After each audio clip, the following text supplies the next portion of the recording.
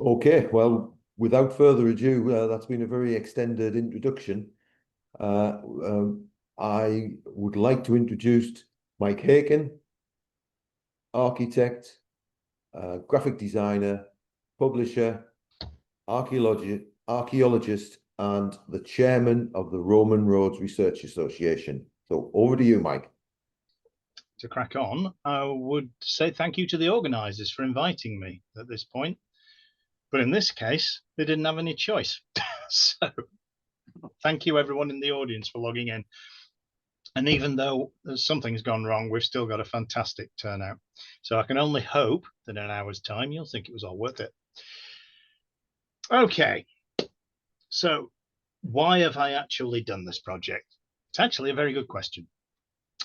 It came about because I was getting increasingly bemused by the many different maps that I would see of the Roman road network at publications and in conferences. I'm just trying to move something over so I can actually see what I'm doing. There we go. And none of them were ever particularly a good representation of the current state of knowledge, and almost all were based on the work of Ivan Margary, who died 50 years ago. So I thought, why not create an up-to-date map of Roman roads in Britain that everyone can use? And 2.5 years later, here we are. The plan had been to have every known road in Britain on the map by today. Unfortunately, for a variety of reasons, I haven't quite made it. Some of the problems have been down to the various Amazon outages that have been recently. Without going into too many details, they've been a bit of a nightmare. Anyway, so I still have a couple of roads in southwest Scotland left to do, but it won't take long. So the basic release should be ready in a couple of weeks. Some of you, however, will be able to get access right away, but I'm going to come back to that right at the very end. Now, before I talk about the project itself, I think it's actually important to look through the history, the rather checkered history of mapping Roman Britain.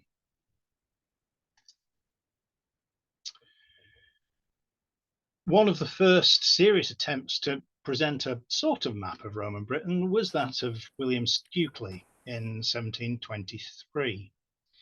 His roadmap is an interpretation of the courses of the British section of the Antonine itinerary. Oh, dear goodness. Aidan, will you please stop drawing on the screen? Please. I apologize about this.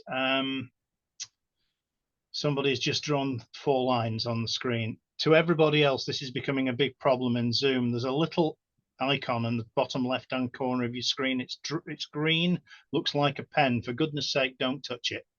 There's nothing we seem to be able to do to stop this. We've tried settings that we've been advised to do. It's not made a bit of difference. Unfortunately, if Aidan, you're the only one who can get rid of those blue lines. So if you can hear me, can you please try to do so? Anyway, right, pressing on. Where was I? William Stukely. Oh yes, the Antonine itinerary. It's a much debated mid to late Roman collection of routes of unknown purpose, and they were possibly compiled for the Emperor Caracalla, but current thinking is tending more towards they might actually have been a private collection from the 4th or maybe even the 5th century.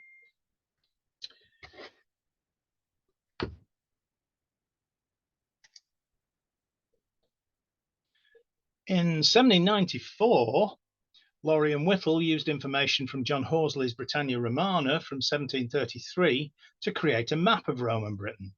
This version is a bit later, from 1822. It presents a more accurately drawn set of main roads, similar to Stukely's, but still full of lots of inaccuracies. Notice how Horsley, though, somehow thought that Ptolemy called the Iceni in East Anglia the Cimeni. I've got a couple of publications of Ptolemy, and not seen that anywhere. So if anybody knows how that error came about, please let me know. I'd love to know. There were lots of other attempts in the 19th century, most of them only regional. But the first map that looks anything like what we would now recognise as a map of the roads of Roman Britain was made by Thomas Codrington in 1903. Brilliant man. Codrington was actually a highways engineer, and he published just 2 books. The Maintenance of Macadamised Roads in 1879, surely a bestseller. Then in 1903, The Roads of Roman Britain. You can pick them up all over the place, about 20 quid on Amazon usually. He looked at roads from an engineer's perspective and not that of an antiquary. He also travelled the length and breadth of the country to see every road himself, which in the late 19th century was no small feat, when at a local level he was totally reliant on a pony and trap to get around. I have to actually say, I have actually visited one road near where I used to live, mind you, in a similar manner. That's part of Roman Road 812 in the Colne Valley near Huddersfield.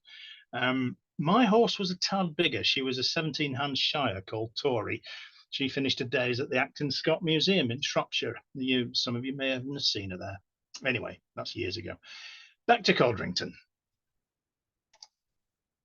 And there is Codrington's map. This was a huge leap forwards.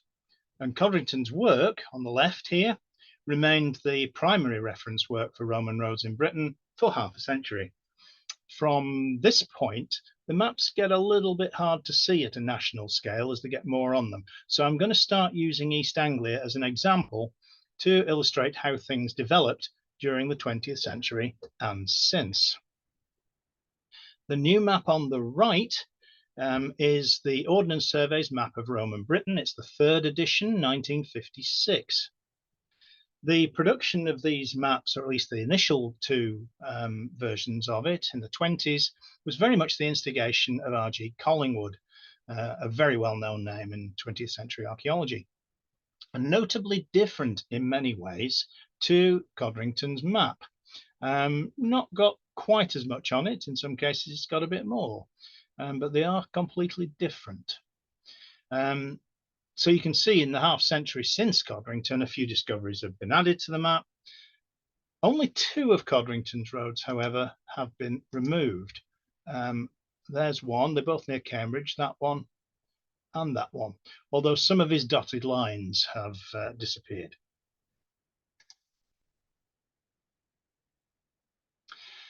At almost the same time as the Ordnance Survey's 3rd edition was released, Volume 1 of Ivan Margary's magnum opus, Roman Roads in Britain, was published. The numbers that Margary gave to his roads, so he could easily reference them in his text, as I'm sure most of you are aware, are still in use today. Indeed, the Roman Roads Research Association continues to expand Margary's system by numbering all the roads discovered since his final edition in 1973. We distinguish the new numbers with a suffix X in brackets. Margary was a true officer and a gentleman who took people at their word. So to him, if the route of a newly discovered road was published by an authoritative journal, he assumed that it would be largely correct. Might have been a little bit of a mistake. The Ordnance Survey, however, were not quite so trusting. Hence the difference between the 2 maps, nowhere near as much on as Margary has.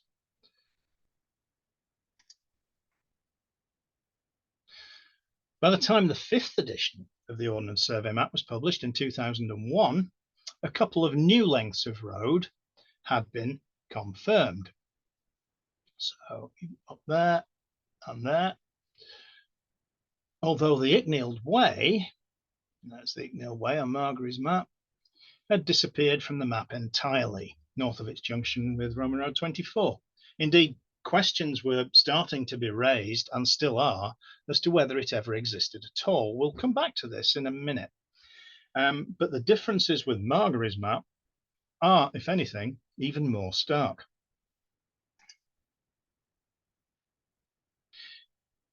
And no, these aren't the same map. If we compare the 5th edition from 2001 with the 2016 6th edition revised, which is pretty much the current edition, I challenge you to spot a difference. This is despite plenty of evidence from new discoveries. I'm going to leave the slide up for a minute just to give everyone a chance to look. You might be forgiven for thinking that the Ordnance Survey might not be especially interested in an accurate representation and more bothered about making sure their map didn't get too cluttered up with annoying archaeology. You might think that. I couldn't possibly comment.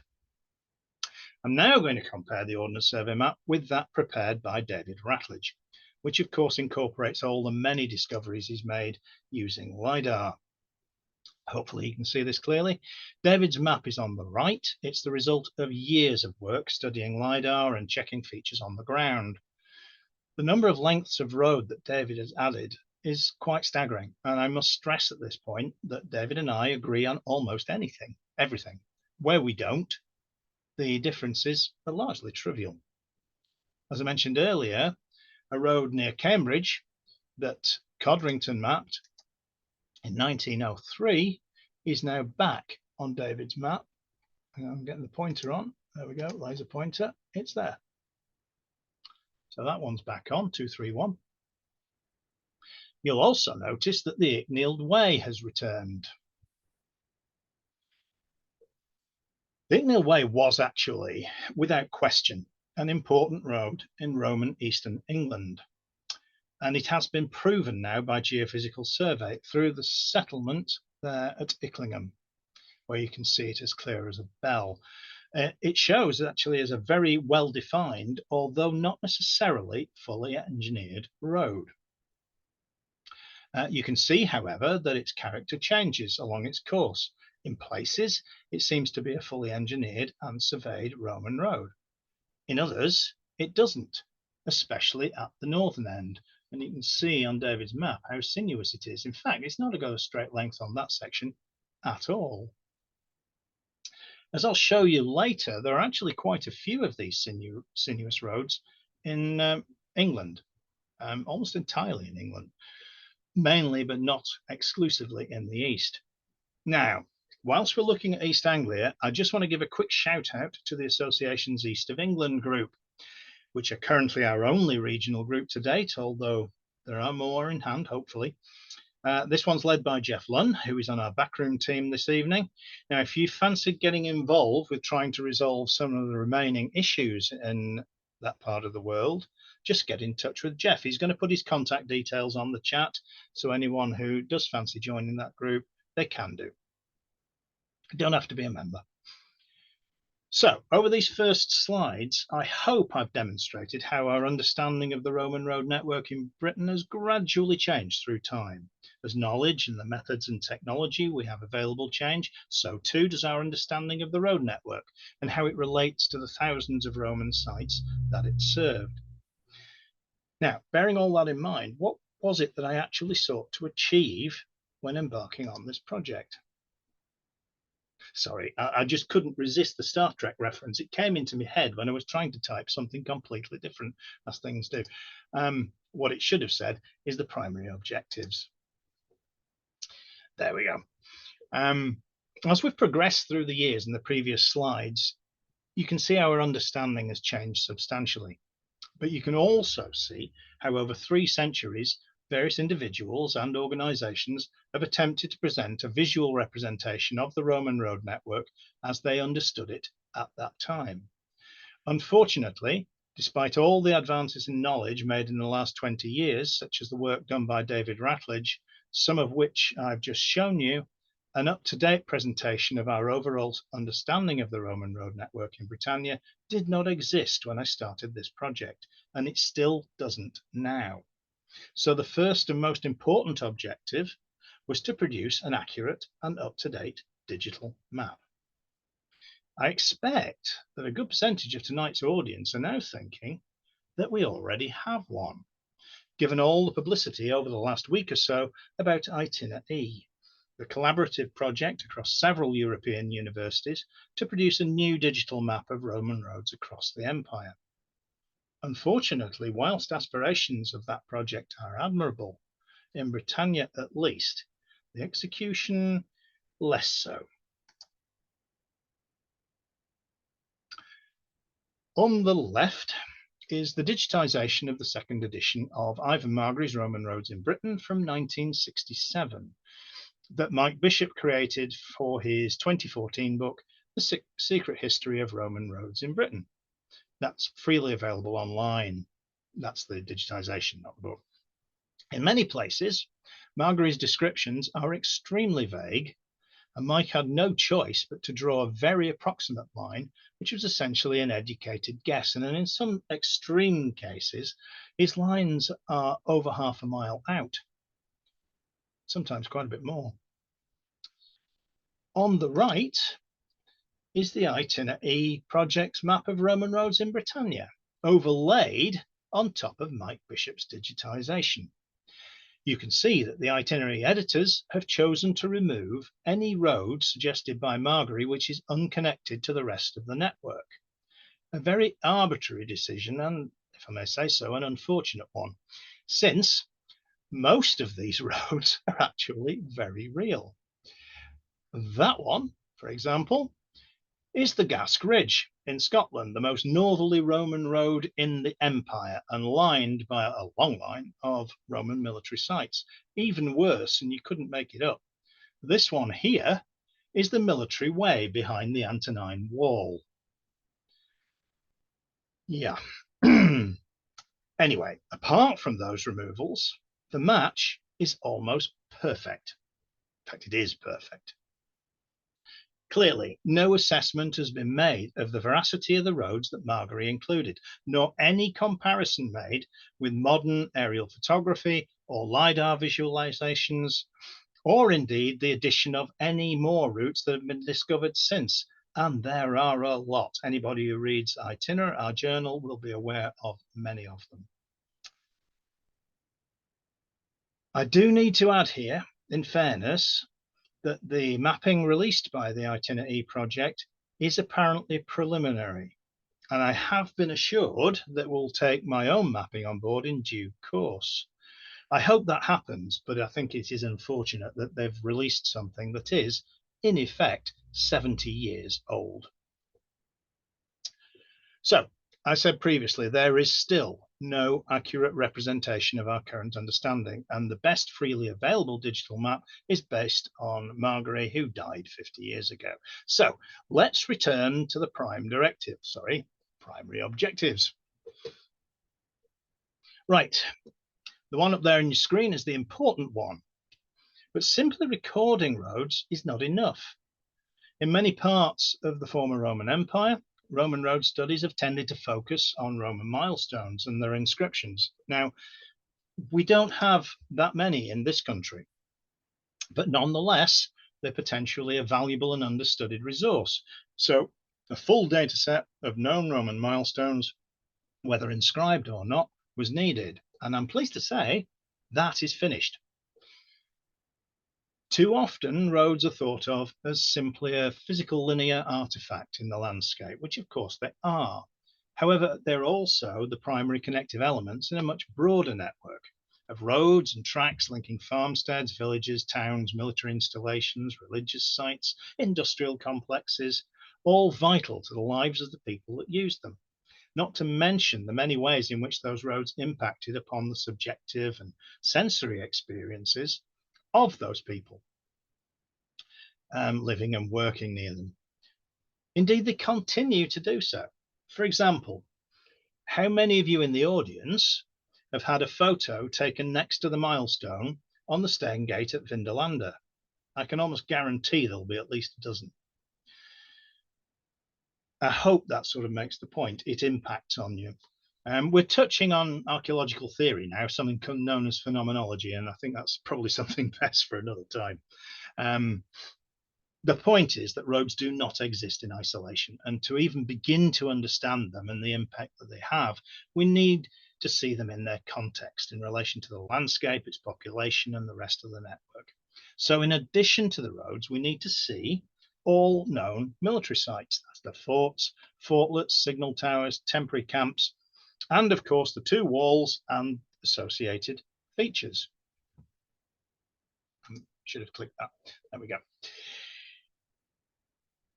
We also need to see significant Roman period settlements, since these often developed along the roads, and in many cases the roads, the Viae Vicinales, were built to link settlement together.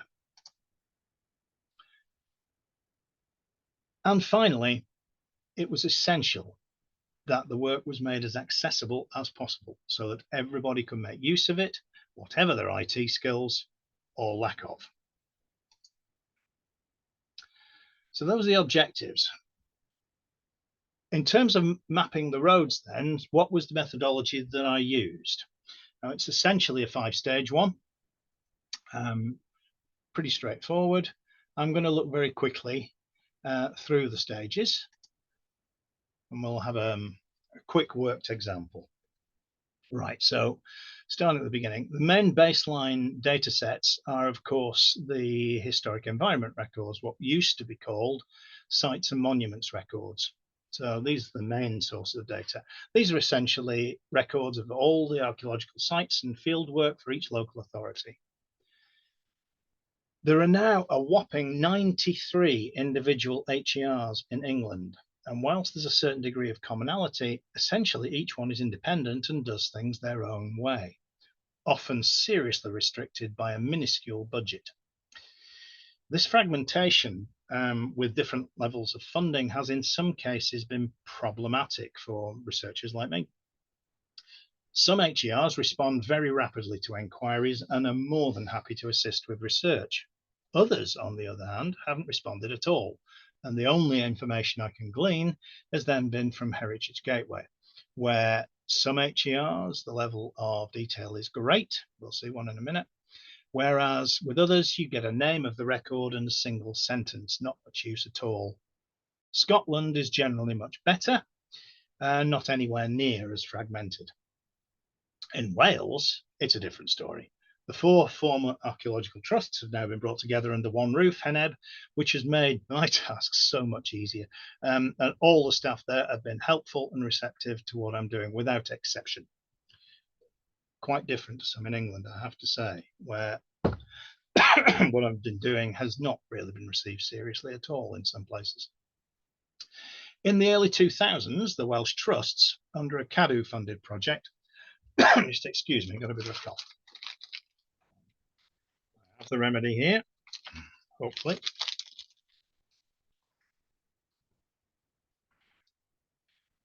Right, where we got to.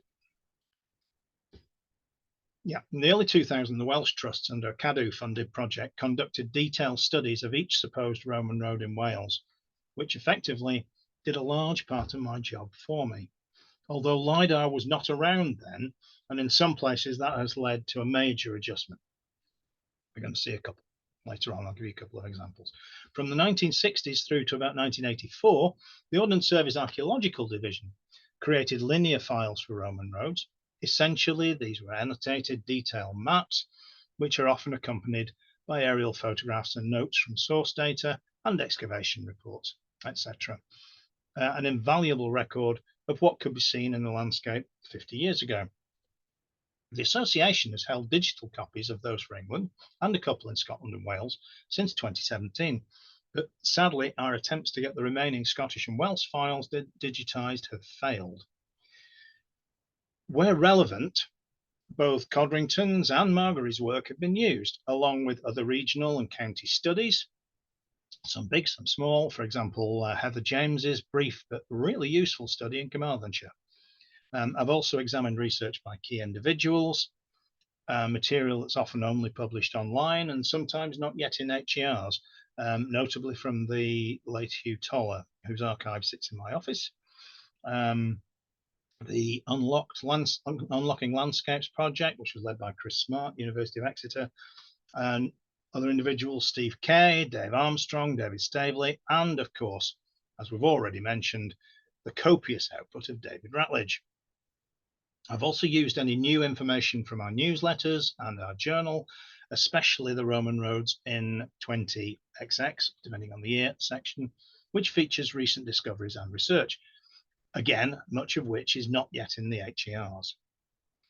So now I'm going to look at a specific example, which is Roman Road 714, running from Buxton to Melandra. That's the modern name for the fort near Glossop. It's not the Roman one.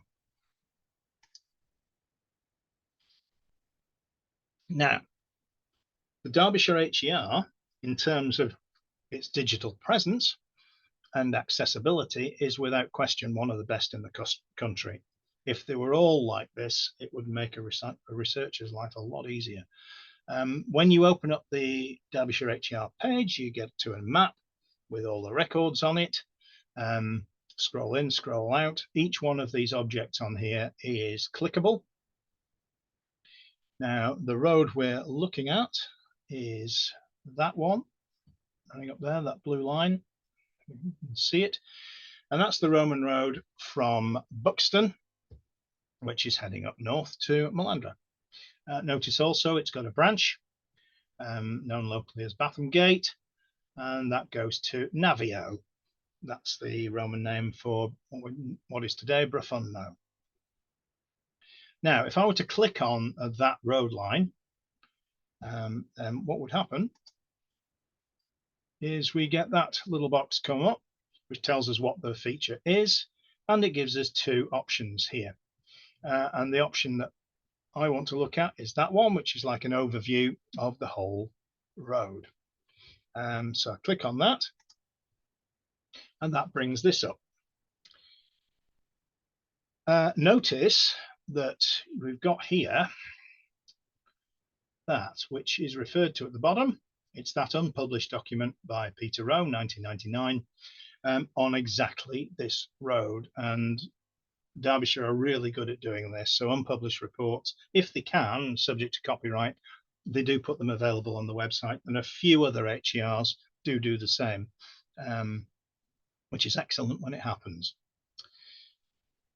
When you look at Peter's report, it contains within it a series of strip maps. So on the left here are a couple of Peter's strip maps. That's immediately north of Buxton, with his recording on it. Now, what I have to do, which is stage 2 in the methodology, is compare with existing research. So that's the Ordnance Survey Archaeological Division's strip map. This is pretty much typical of the maps that they produced, one for each road in the entire country. And some for what they termed X roads, which like an additional ones that they identified as possibly Roman, very few of which actually are. I'm going to zoom in on a bit there. That's of the road junction, so you can actually read it and get an idea of what these strip maps are actually like. They stopped doing them in 1984 when the division was actually disbanded. But they remain actually an incredibly valuable resource because they identify where excavations are, like that note there, that you can then follow through and get the report, and very often visual clues like silly little things like bumps in hedges that can be so important. They are priceless.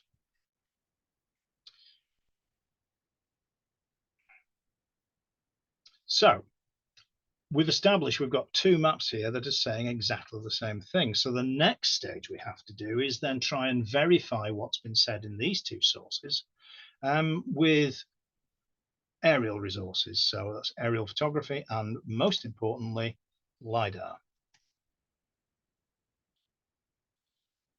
And we'll keep Peter's map up for a second so you can compare it with this LiDAR image. Now, this isn't one of my highly colourful pictures, which are never as good as David's anyway, but I use, when I'm working through, which is what I'm trying to show you, I use something called WMS, stands for Web Map Services.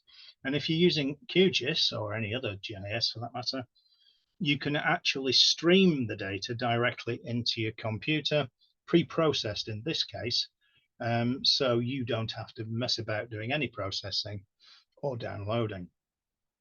It saves an awful lot of time. So as we've been working across the country, that's what I've been using. Slightly different in Wales, but don't need to go into that.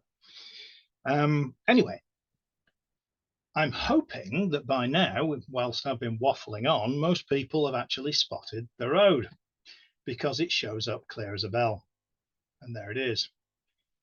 And pretty much, given the inaccuracies in drawing lines on maps with a pencil or pen, the lines of the Ordnance Survey and Peter Rowe's map are pretty much bang on. They're a few meters out, but it is a very, very small difference.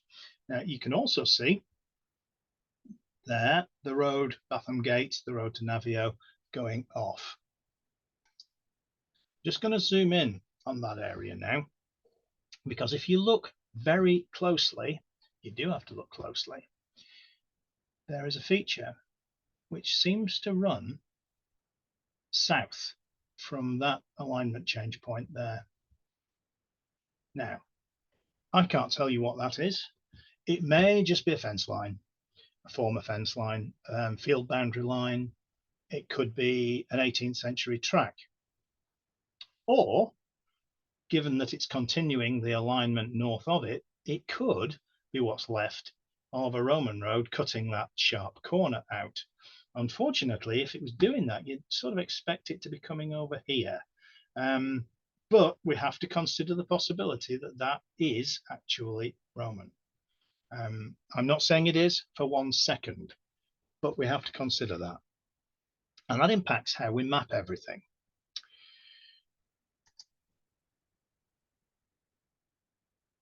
One last thing we have to do, though, is check aerial photography. And this one is the 2022. I think my slides have got a bit out of order, but anyway, here it is. This is the 2022 Google Earth image. And you can see, I hope, that parch mark running up there, which is the Roman road. So now we've got 4 separate pieces of information that are all saying exactly the same thing. So we can confidently say that we know where this road is. Yeah, something went slightly wrong there. Now, let's run very, very quickly through how we assess this. Where a road is known to exist, as in this case, we know the road's there. There's absolutely no question about that. If we have a conjectured line, like the one that was running across the junction, if you like, we're not sure what that is. We don't know if it's a Roman road, but it might be a road because there is a road there. Then that's represented as a dotted line, conjectural or suggested. In some cases, we know a road exists, but we don't exactly know where it is. But because we've got 2 bits of alignment either side, we can have a reasonable guess. So long as it's within about 200 meters either way, I would represent that as a dashed line. And certain is when we know within 20 meters. Usually, to be quite honest, it's within 1 or 2 when we're certain about it. But there are some instances where if there's a very minor change in alignment and we can't see the bend, we might be out by 15 meters or so, and that still counts as certain. The objective here is not an archaeological record, it is to present a map, and I'll say that several times tonight. However, sometimes there's no clear evidence for a road at all. Now, when I started doing this, I wasn't recording these. Some of them that are clearly been claimed as Roman roads, but weren't. I just ignored them. And that was actually a big mistake. I shouldn't have done that. I should have been recording them so that we can show people why they haven't been included as Roman roads. So I'm going to have to go back and put those in on a separate layer. I'm already started doing that, but there's a lot to do. There's hundreds of them, literally. These come in 3 classifications. One is rejected completely when we know it isn't a Roman road. Most of those that's applied to are because I can demonstrate that they are in fact enclosures period occupation roads built to give access to the new field systems. There's not many, but there are a few around that unfortunately have been taken seriously as Roman roads, and they're not. Second, we have the disregarded, which is by far away the biggest category in this section. It covers any supposed road for which there's no known evidence at all, but at the same time, no evidence to disprove it. So they go in the disregarded. You never know. At some point, somebody might just find something that says, yes, this is a Roman road. Not likely, but it's possible. And then the third one's a little bit different. These also have no physical evidence for them at all, but they're where a road makes sense. So, for example, you might have two important forts fairly close to each other, where it would make sense for them to be on a road. There is a case in Wales where you actually got a line of, in two cases actually, of 4 forts with nothing linking them, and they're clearly in a line. We would expect a road, but nobody's ever found either of them. In that case, I don't think they were ever built, but the potential is there, and those are classed as potential. Big surprise. Right, going back to our road near Buxton, then, once I put the lines on, that's what it looks like. So you've got the red lines for the certain routes, and you've got the dotted line for that little bit that is probably nothing, but you never know. There is something there. So there is some evidence. Before we get on with actually looking at the map itself, I want to read you something that was written by R.G. Collingwood. If you remember, he's the guy who was responsible for getting the Ordnance Survey's maps of Rome and Britain going in the first place. In 1926, 99 years ago, he wrote an article which followed the publication of the second edition of the OS map, for which he was largely responsible. He said that the map provided, and I'll now quote verbatim, a detailed account of the distribution of population over a large tract of the Roman Empire. Hitherto, it has been impossible to say what principles governed the distribution of population during that period. And the result has been that everything written about the population of the Roman Empire has been somewhat vague and inconclusive, and has generally been confined to sweeping generalizations founded on induction from a very few facts, or to mere repetition of isolated statements, some doubtless true, others perhaps exaggerated or misleading, made by ancient writers. For Britain, all this is changed by the publication of the new map. Now, I'm not for a second going to claim that I would say the same thing now, certainly not. But even though it's a century ago, it raises a couple of pertinent issues. Some of the problems that Collingwood highlighted, we still actually have. Sweeping generalizations still happen. And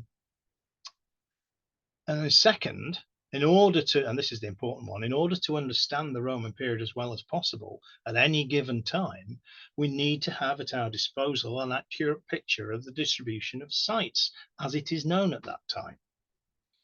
I don't think my map's going to have anywhere near the impact that Collingwood's did, but I do have the same aspirations that it will provide a better basis for research and understanding. In effect, I hope, following in Collingwood's footsteps, although they're big shoes to fill. And I've got a heck of a lot more data than he had to deal with as well. And finally, before we get stuck into the map, some statistics. This will bore you to death. I calculated an approximation of how many hours it's taken me to do this, and it is an approximation, but I have a pretty good idea of how many hours I work every day. 6,106 hours. To map 3,408 segments of road. That's about 8,000 miles of Roman road. And not quite as much as I'd expected, because I thought it was going to be about 10,000, which is a surprise. Plus various other things, objects that have gone into the map. In total, 5,600 individual objects are on this map, which I'm pretty proud of, to be honest. I've created this as a GIS project. That's an acronym for Geographic Information System. In layman's terms, it's a map where every object on the screen has data behind it. Sometimes that's just spatial data. Sometimes it can be an actual database. In this case, it's sort of halfway between the two. I've specifically used something called QGIS. I'm guessing many of you will have heard of it, though I doubt many have used it. It's free and open source, and unlike every similar product on the market, it won't cost a second mortgage to use. It's absolutely free. It is, however, a little daunting for new users. You're all going to see a screenshot of my screen in use in a minute, and yeah, I hope I don't put you all off. But for those who are less tech savvy, I will also make everything available as KMZ files. And anybody can input into Google Earth. The downside is that Google Earth doesn't actually support my complex styling, so it'll appear more clunky and a bit crude on screen. It doesn't, for example, support dotted lines, so for Google Earth, I've had to do them in slightly different colors, so you can tell what the confidence rating is. Now, for most of what I'm going to show you, in fact, for all of what I'm going to show you, I will be using QGIS version, since that illustrates more of the potential of the package. Before we get, oh yeah, I've dealt with the statistics. Sorry, I was about to tell you something twice. And there we are. That is the map as it stands at the moment. As you will see, and as I've already said, there are a couple of roads missing down here, one up there. But those should be fixed within the next 2 weeks. There's a lot on there, heck of a lot. And that's what the interface, the QGIS interface, looks like. And I could understand why some people would just be overfaced with that and wouldn't want to even try. But once you get going, actually, it's pretty straightforward.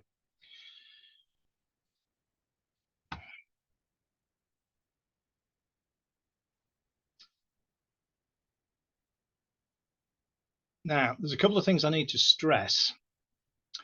The roads layer only includes roads for which there is good evidence. Now, we've already covered that in the confidence ratings.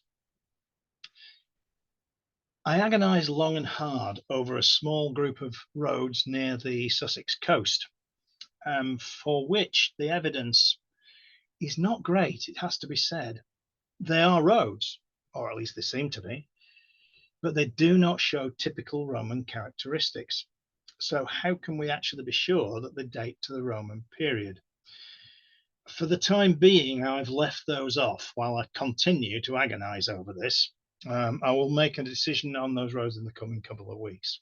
So apologise to anybody who lives in Sussex. They are left off for a very good reason. I'm going to zoom in now so that things will get a bit clearer for you into a... Hang on, if the button will work. There we go. So we're going to look at a band across the centre of Britain. And what we've got at the moment is just the roads, nothing else. You've got terrain in there, which is useful, particularly in Wales, so you can actually see how the roads are responding to the terrain. The road surveyors had very little choice, to be quite honest, and to an extent you get the same in the Pennines. But beyond that, looking at roads in isolation doesn't really tell you anything. Without the forts on there and with the settlements, understanding that network is actually impossible. But before we move on, I do want to show you what happens when you click on a segment. And the one I'm going to click on is actually there on 7B.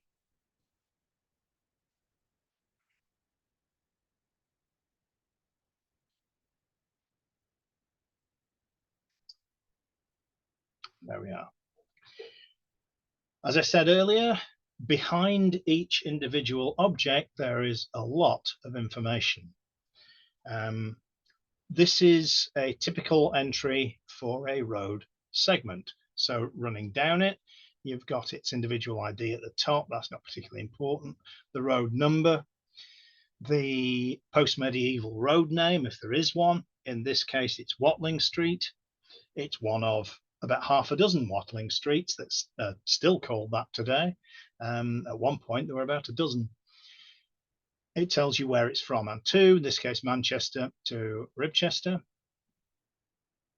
And then you get a summary of the road. Now, that road summary is exactly the same no matter which segment along that road you clicked on, you get that summary come up. But below it is the individual comment for that particular segment, which I've put in there anything that I considered pertinent that people needed to know or might be interesting. Then it's simply who's recorded it. Well, at this stage, everything's me, and who identified it. And the road's been known for a long time, so it's various sources. But the final version that we tend to use these days was really David Ratledge's work. He did all the tweaks and amendments on it, in terms of the mapping anyway.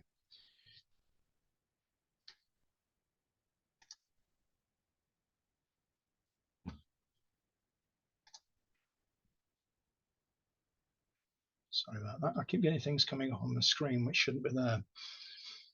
Now, I've just put the milestones on. Hopefully you can see the milestone symbols. I apologize if you're looking at this on a very small screen, you might not be able to see them, but they are there. We don't have a huge number of milestones in this country, just 135 that we can be reasonably confident of. There's an awful lot more that have been claimed over the years, but that we've actually got that either have the morphology of a milestone or have got an inscription on, just 135. I've rejected several claimed ones that are not. Most of them, when examined properly, are gateposts. This layer is actually complete. I've finished it. I'm going to click on one. I've got to remember which one it was I did now. You know, I can't even remember.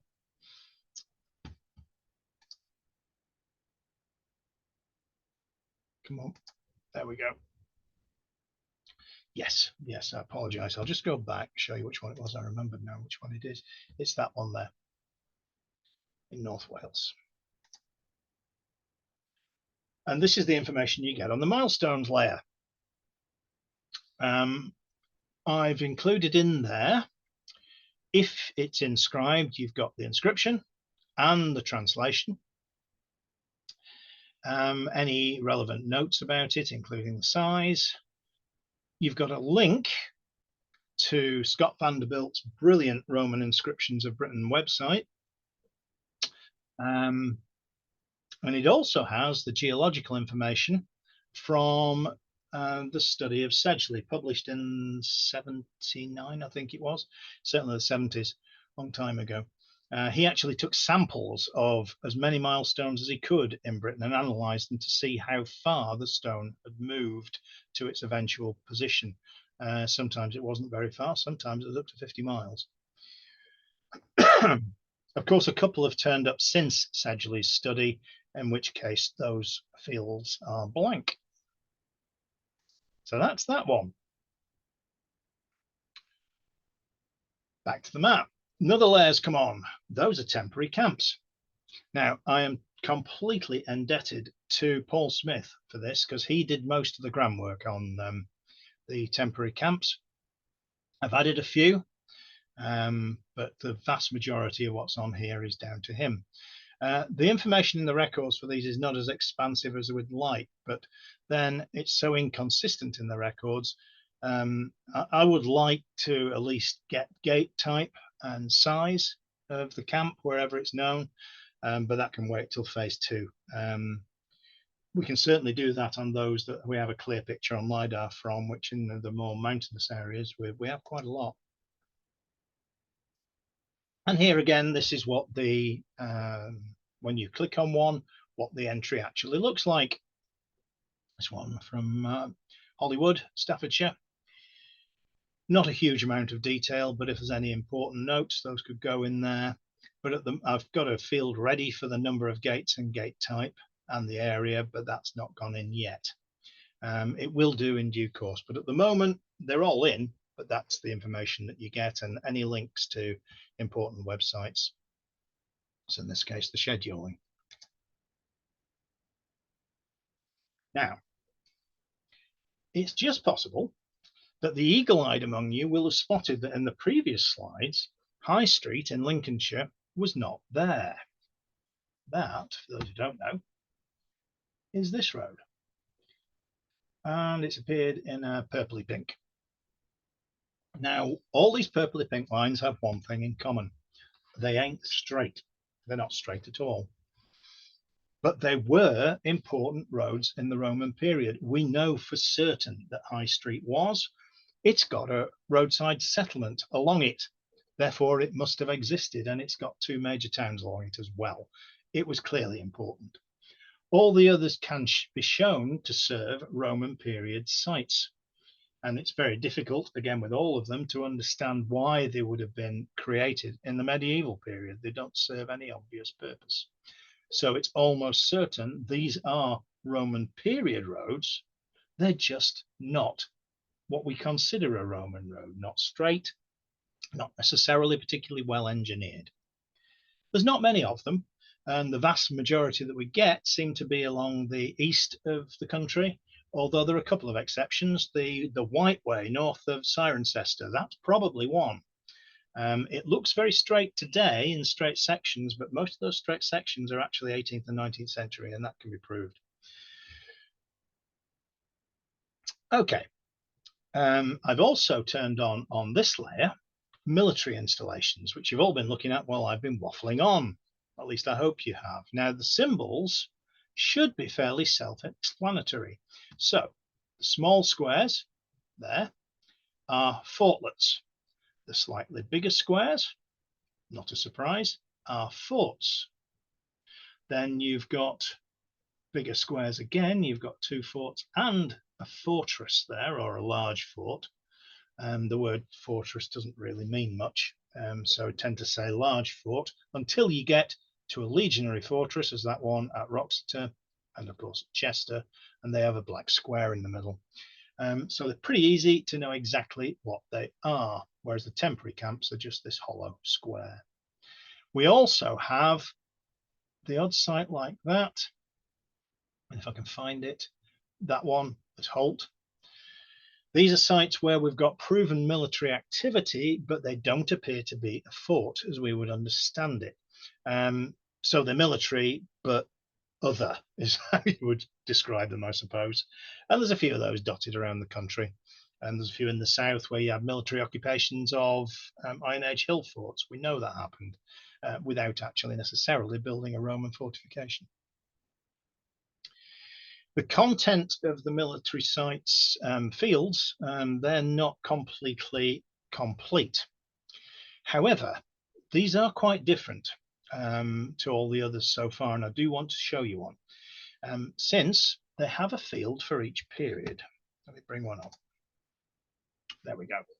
This is Wroxeter, so the legionary fortress, and what I've done is I've created a field for each major period of military activity. So you've got Claudio-Neronian, Flavian, Nerva to Hadrianic, Antoninus Pius, Severus, and then just generally 3rd and 4th century. The reason for doing this is for users of a GIS, and to a lesser extent also, and you could do it in Google, is it enables you to put a layer on which is just forts that were occupied at that time. When you see a map like the Ordnance Survey's map, you see forts everywhere, but they weren't all occupied at once. They cover a wide period of time. This way, you can actually present that data in a different way. Like everything else, it's got notes in there. I try to keep them brief if I can, although sometimes I've waffled on a bit. And we've got links fields here for any important information. So there's a monograph about Wroxeter, and that links to it. Right, I better accelerate a little bit now because we're getting short on time. And finally, last but not least, settlements. Nucleated settlements is the word I'm using, but I'm using that term extremely loosely. It covers everything from a loose agglomerated village through to large towns. Now, I've distinguished these by their size. which is reflected in the symbols. I should have said it just a second ago. So basically, it's anything where you've got several families of people all living together in one place. That's essentially what it is. Most of these are actually, though, quite substantial. Now, the majority of this data, about 2/3 of it, has come from the Roman Rural Settlement Project. It's freely available on the Archaeology Data Service. But they only looked at grey literature, which meant a large number of sites were absent from their data set. I should explain to those who don't know, grey literature is basically a report, usually an archaeological report, ends up on a bookshelf but never gets fully published. So most people never get access to it. Some are available online, but most aren't. But they looked at all the grey lit and extracted all the data from it. I've put all that onto here as far as nucleated settlement is concerned. And the reason for doing that is important, because these large settlements, when they are large, have a very strong relationship with the road network. As you can see very clearly on there, there are hardly any that are not on a Roman road. So understanding the settlement can help us understand the roads, and vice versa. They're not all in yet. I know I will have missed some. I'm not sure where, but I'm putting them in a bit at a time. One thing that is missing off there, which some of you I'm sure will have noticed, are the military vici.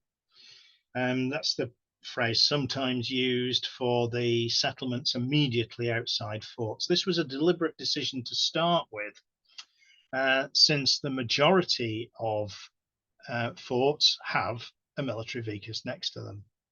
And I wasn't particularly sure how much they would tell us about anything by putting them on. I've since decided to start adding them. That should all be complete by the end of the year. But at the moment, all the non-military ones are already there. Right, we're going to move on quickly now. We're going to move north to Hadrian's Wall. Fleeting visit to Hadrian's Wall. There we go. Because I've put in every single site on the wall, not just the wall itself, which is there in that brown line, crenellated. The vicus is in, the vallum, and every mile castle and every turret, and they have the numbers, as you can see on there. Until last week, I'd completely forgotten to put them in. Then I suddenly realised when I was presenting this on Saturday in Nottingham and at the Reconnecting Roman Britain conference, 5 minutes to cram all this in. I suddenly realised I'd left them off. So this week they've gone on, and there they are. So I'm pretty confident now. I've got every single Roman military site in Britain on here. If anybody sees one I've missed, for goodness sake, let me know and it'll go on. I need to thank for that data the WallCat project for making it publicly available. Saved me an awful lot of time having to plot each one individually. Right. A couple of things came up. Tales of the unexpected. When you're doing a job like this, you don't really expect to find as many bits of new road as I actually did. I was going to show you quite a few, but we would have run out of time if I'd done that. So I'm going to restrict this to just 3. The first one is very important. It's probably the most important of all of them. It's this one in Scotland. There's an overview. Until this was found, between Dalkeith and Falkirk, everything was a dotted line. Everything basically was a guess. We didn't know where anything was. That has now changed. The original find spot of the Ingliston milestone is now recognised to be there. At one point, it was thought it came from Cramond, and how that happened, I don't know. But we now know that is where it came from Ingliston. But in 2009, just about here at Newbridge, there was a small excavation. It wasn't big. And they found a very short length of Roman road. It's an excavation that's largely been overlooked, and it shouldn't have been, because if you look at LiDAR, there we are, it's as clear as a bell. You can see it there. And that's figure A on here. So that's that section that you're looking at coming up there. The original excavation was just here. Move on now to B. It's not as clear. I'm pretty confident that originally it was there, but we've got this oil shale Bing that blocks it. Bing, it's like a spoil heap, basically.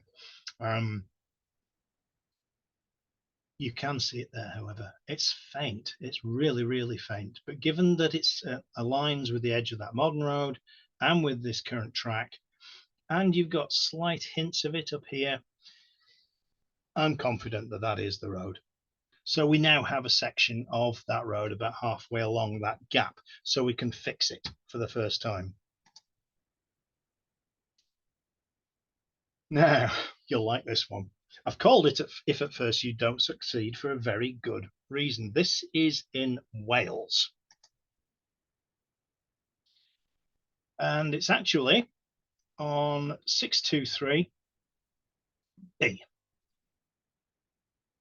I'm desperately trying. There's the button. There it is. That's where it is. And that's where it is. So not that far from Carmarthen, just east of it.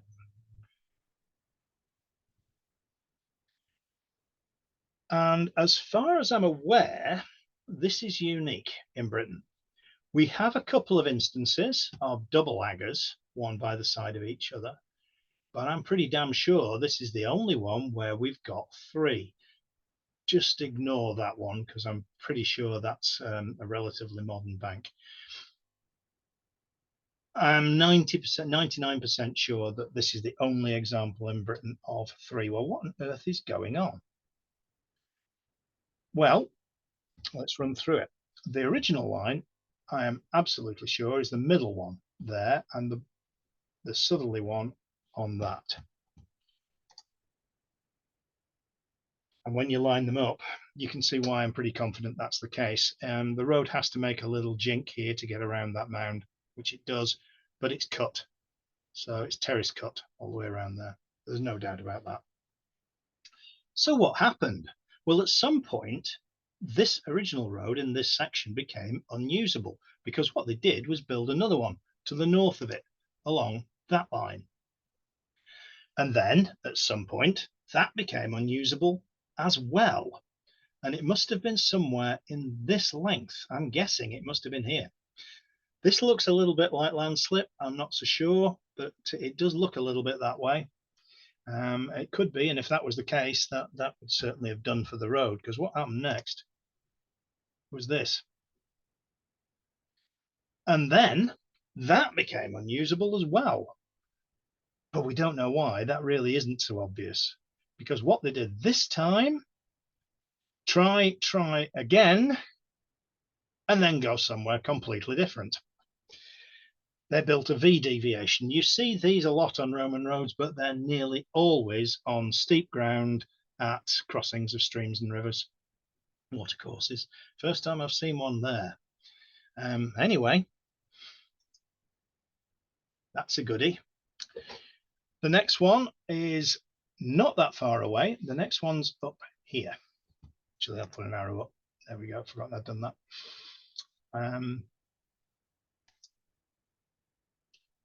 So there we are. It's just to the east of Llandovery.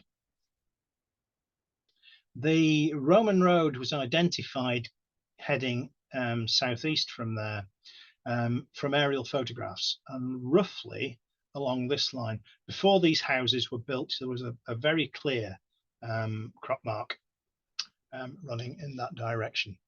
Completely gone now, but you could also see it in the river around about here on either side, and the bank where the river cut through. Sorry, it's just on the southern bank, not on the northern one.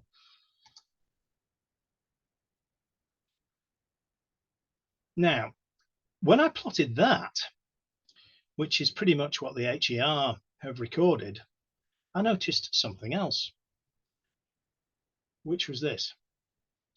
It's a road that extends that line of the A40 to that point, but the Agger can be seen continuing on to here. When you look at it close up, we don't have time to do so. This other section is not part of it. That is later. It's a later extension. I don't know what purpose it serves. But the really important thing which I spotted was that. And you see it as clear as a bell? Incidentally, it isn't running down that line. There's a terrace runs along here. There it is. So for some reason, at some point, this road has been diverted. And I haven't got the foggiest notion why. Oh, no, it's not quite true. The only possibility I can come up with is that this bridging point became unusable. Maybe the river shifted, the ground was just too unstable, and they needed to move the crossing point to a safer point way upstream. And if they diverted to there, they could have rejoined the road by cutting across that way. They didn't do that for whatever reason. I don't know. It's very, very peculiar, and I can't explain it. So any bright ideas on a postcard, please?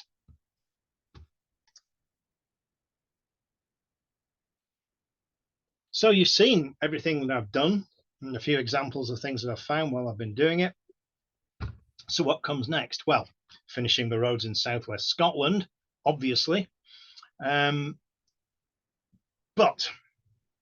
apart from that, I'm looking for volunteers with local or better regional knowledge, and ideally some good archaeological knowledge as well, who can check to ensure I haven't missed any key sites or made any glaring howlers on the mapping or the text.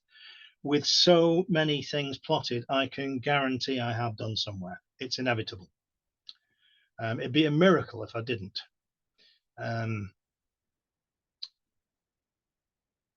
The possibility I've even missed a road somewhere keeps nagging right at the back of my head.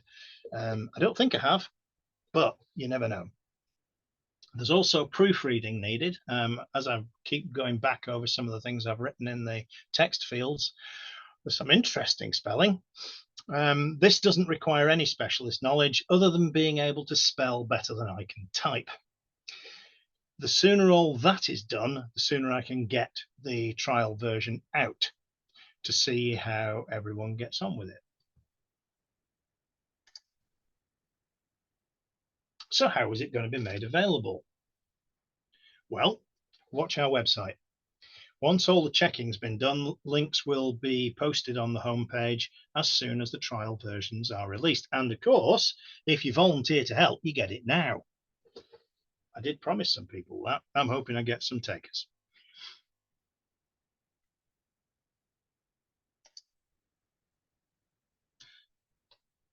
Phase 2. Well, I'm guessing some people, probably most people, have noticed that there's 2 important layers that are not on there yet. The first one being villas. This is going to need some discussion since there's 2 problems here. The first, with some villa sites, particularly recent discoveries, the risk of illegal metal detecting, if we were to put out the precise locations of villa sites so easily available, and somebody would then have access to every single one in the country immediately, we might need to find a way of obfuscating exactly where they are while still maintaining the same general pattern. So that's tricky. But they're also tricky because, well, what is a villa? In this country, we've had a horrible habit of anything in the countryside that has a hypercost and a scrap of mosaic and calling it a villa. And that would cover anything from some relatively small farmsteads to an imperial palace. And you can't realistically treat them as all the same thing. So I need to come up with some form of classification system. I haven't given it a lot of thought as yet, but if anybody's got any ideas on how that might be done in a GIS like this, then please get in touch. I'm open to any ideas. The other much needed layer are religious sites, not just temples, but all religious sites, shrines. To a lesser degree than villas, some of the same risks apply as regards metal detecting, and we have to be careful. I don't think the risks aren't quite as great, but they are still there. And that is, for now at least, the two layers that certainly need to go in. The Ordnance Survey have industrial as layers on as sites on their mapping. That's actually quite problematic. Every settlement in the country, near as damn it, has an industrial area of some sort. Almost every single one. They vary in size, but it's always there. How do you categorize these things? We could try to determine those whose main function seems to be industrial. Some are easy to do. So mining site like Charterhouse, for example, but others less so. Sites that are a focal point for, I don't know, a kiln complex perhaps. But again, it's quite tricky, and I'm not so sure exactly how valuable that is. I'd like to hear from any professional archaeologists out there who have thoughts on this as to whether it is even worth bothering with, because I'm not convinced. It really depends how much use it's going to be to people, whether it's actually worth going to an awful lot of trouble to put that on. That's for the future, and I suspect it'll be about another 2 years before the villa and temple sites appear, although the work on the temple site layer has already started. And that is just about it. So I'm going to stop sharing now. There we go. Well, Mike, that's been absolutely enthralling. I think from the comments in the chat that I've been reading, everybody feels the same about it, and there's so many rounds of applause coming up, as you can see, and that's been coming all the way through your talk as well. So that has been great, and I think we all admire the extent of the work and the precision that you've put into this as well. No, thanks, Dave. I just want to say one thing very, very quickly, so I don't forget. I think we should do this again in the next few days for those people who couldn't get in, and I'm happy to do it. Mm-hmm. My phone's been going mad with texts, so I will reply to each one of those, but I'll put a notice out to everybody who booked saying if they couldn't get in, or if they missed it for any reason, we'll do it again, and we need to do that in the next couple of days for the subscription issue, which you're aware with Zoom. Yeah, good idea, Mike. Yes. Yeah. We'll have to get that organised. Right, so I think we better crack on with questions then. Well, I know Susan's been working in the background, collating the things that are coming through on the chat. So just taking it from the top, from Martin Packer. I hope Mancios and similar are included, as then we could speculate on missing ones where two neighbours are more than a day apart. Are Mancios, etc., part of this? Yes, in a word, yes. The research isn't done yet, but there is a field in the settlement layer. So for each settlement, there is a field which is Mancio ? Simple yes or a no, or possible. Because sometimes there is a building, a square courtyard building, for example, which could well be a Mancio, but we're not certain. So you always have to leave that in there. But yes, so whether there is a Mancio will be included. Now, as for the details of it, they're very poorly understood features anyway. I could build a separate layer, I suppose, if we had the data, but as they're usually parts of settlements at the moment, I've just been intending doing it that way. But certainly, if anyone's got strong thoughts on that, let me know. From Zoran Cheek, where do we find all those names quoted, please? And Susan's added, I assume meaning the names mentioned during the sources of data slide. Names of... I'm not sure what he means, Dave. I'm a bit vague on that. It's the sources of data. Right. In terms of the sources of data, the Ordnance Survey files you can only get if you're a member of the association, but everybody can get those, but only the English ones. Somebody's suggesting I noticed the Latin names. Latin names will be included where we know them, the Roman names for places, in the entries eventually. I've put most of them in already, quite honestly. So the list will be there.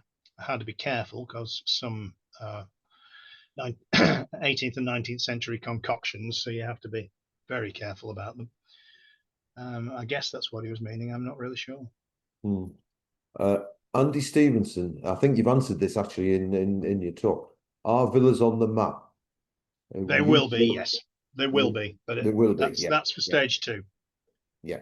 And there was a comment from Chris about how to pronounce Batham Gate, or is it Batham Gate? I'm being a norther, it's Batham to me. Yeah, well, I've always called it Batham Gate, but then I don't come from Buxton, but I'm further north than that. But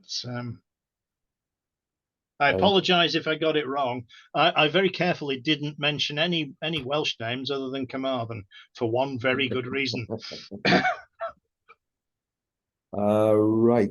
David Chippett, did a road cross the Wash? No. Simple answer, no. The whole idea of it is nonsensical. Yes, they did technically have the technology to do it, but it wasn't worthwhile. There is a road at either side, and it's generally thought there will have been a ferry across. But the idea of a road, just no. From Pamsey, do you think there are any Roman roads on the Wirral in Merseyside? There have been claims of them, but the evidence is as weak as tissue paper. David Ratledge knows way more about this than I do. It's his part of the world, not mine. He has got one on his map, which the evidence is very weak. I've been more wary than I used to be in the past about what I put on and what I haven't. In fact, when I started this, I probably put things on that now I've finished I wouldn't have done. I'd have changed the category. It's difficult because if you put something on a map, it gives it credence. It gives it an air of reality. And if you're not sure, is that a good idea? And I'm of the view now that it isn't a good idea, which is why in Wales you'll notice there's lots of isolated bits of road, and that is simply because sometimes we don't even know which valley the road is going up because there's such a big gap. So I've just left them off, and the Welsh HER agrees that's the right approach. So we're on the same page there. Okay. This is one from Phil the Power. West and south of the Wash seems empty. Is this because of loss of land due to sea level changes? No. If you looked, I could bring it back up, but it might take me some time to find it. On the map that I put up, if you would have noticed that all that area was in a sort of a pale bluey green color, and there's a reason for that, because it was all wet. It's wetland. And there's very little in it. There are islands in there, and you've got settlements on the islands, but communication would almost certainly have been by boat. I don't believe there was anything roads-wise north of Ely, despite the fact that a road is often marked on many maps. There's no evidence for it, and I know David Ratledge agrees totally. We're on agreement about this. It's a nonsense. It's like the Wash itself. To actually the physical task of building a road across that sort of landscape, the Roman army was capable of it. We've got instances in the Netherlands of them building roads across salt marsh for a mile or two, but that's a mile or two, not 15, 20 miles. It's just not realistic. All right, this is one that I think I can answer this one myself, actually, Mike, from Alan Mason. Do you have much information regarding the Roman roads in County Durham? Well, I think I can help with that, Alan. As you can probably tell from my accent, I live right in the middle of County Durham. So if you'd like to get in touch with me, I will help you with what my understanding of County Durham is. And to prove it, he's an ardent Sunderland fan as well. So Well, we all have our crosses to carry. yeah, Leeds, less said. This is one from Viljo. Is there data behind each feature? I think you've answered that, Mike. I hope so. I had to do it all very relatively quickly, but yes is the answer. If there is no data, then there is no feature, so it wouldn't be marked. It would go into the disregarded categories. Right. One from Danny. This might be a tough one to answer on the hoof, Mike. I'll do my best. What is the blue bordered box filled in pink near Roman Road 181, please? I may have missed some of the narrative. I haven't a clue. It's a short answer. Yeah, I thought that would be I'd have to go back and have a look at the map. A blue bordered box. The pink squares are possible military sites. If it was black bordered, not blue, that would be it. Possible military sites are all in pink rather than certain ones which are in red. Maybe that's it. Not sure. No, there are some squares, and yes, in pale pink. So the Digging Gardener's putting that up now. Those in pale pink are possible sites. So the ones that might be, but we're not sure. Okay. From Zoran Cheek again. This is an offer of help. And the question, I think, if you need help with Kent and East Sussex, reach out to him. He's got at least 3 marching camps. No, sorry. The second part of this is assume the last 3 marching camps in Scotland, with some assumed Roman roads leading to and from camps, pre-war construction and disappearance in the 9 circa 70 to 80 AD, assumed, if this helps. I'm a little confused by that, Mike. Yeah, me too. I mean, temporary camps don't always have an association with roads. Sometimes they're just isolated in the middle of nowhere because they are for armies on the move. So if in campaign, there wouldn't necessarily be a road. So you don't always get them near roads. I'm not sure what the point was he was making, but I'm noting his name down. Zoran, if you can drop me an email, mike@romanroads.org, and anybody else for that matter. And there's a similar offer of help from Paul Wood in Wales, Mike. I think you know Paul. We've not met, but yes, And I don't know, Susan, is there any more questions? I have nothing more has come through to me yet. Yeah, I'm just sending a couple more through. You should have had about 3 emails so far with comments, and I'm up to about I'm stumbling a bit here. I'm just trying to find there's so many comments. I'm trying to find the questions as I go through. But you should have had about 3 emails from me with questions. I've 2 so far of the question 10. Right, oh, hang on, let's have a look. I've got another one. I'll just about to send another one through now. Thanks, Susan. Okay. I just noticed a comment from David Breer saying to somebody, "Don't get me started on parish boundaries." David's right. He usually is. Don't get me started on parish boundaries. Don't mention Fords.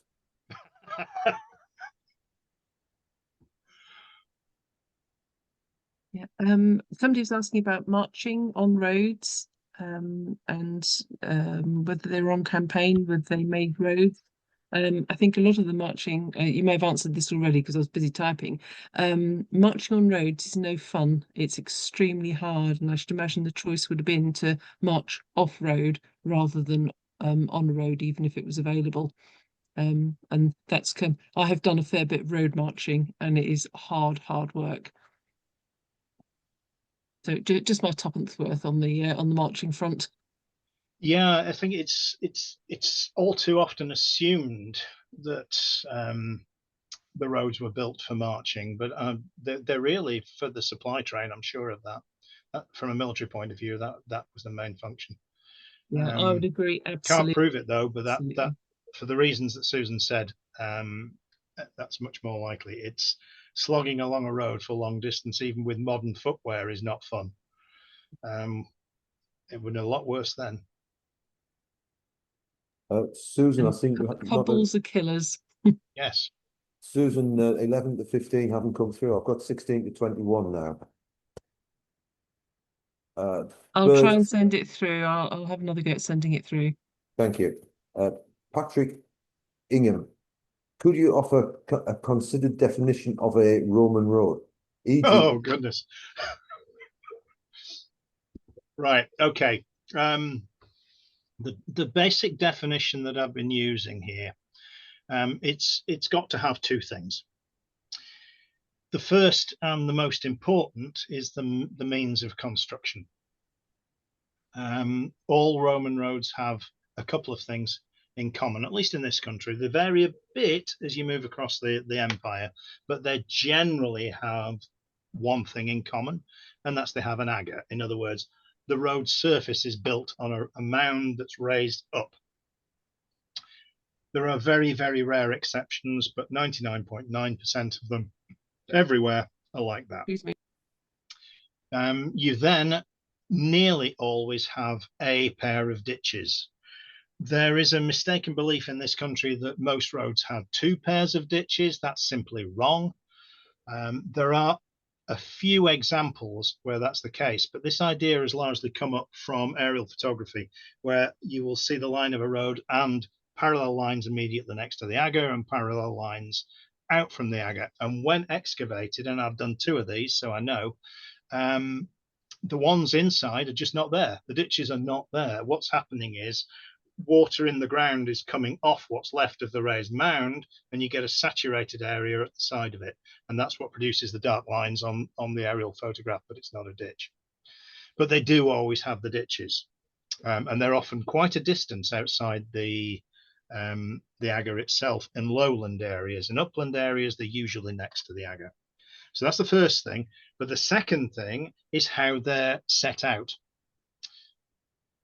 We're all at school, we're all taught Roman roads are straight, and that is true-ish with a big-ish, not always, but they're generally built in straight lengths, except in really difficult terrain where it was impossible, and sometimes they can be really squiggly lines. There's some in Wales that really are fantastically curved, but generally when they could, they were built in straight lengths. And they were surveyed in straight lengths. So you will have a road following a line, and then because of the terrain, it might deviate from that line, it might have to. You will often, not always, but often find it return to the original line later on. Now, whenever you see that, it's 90% certain it was a Roman road.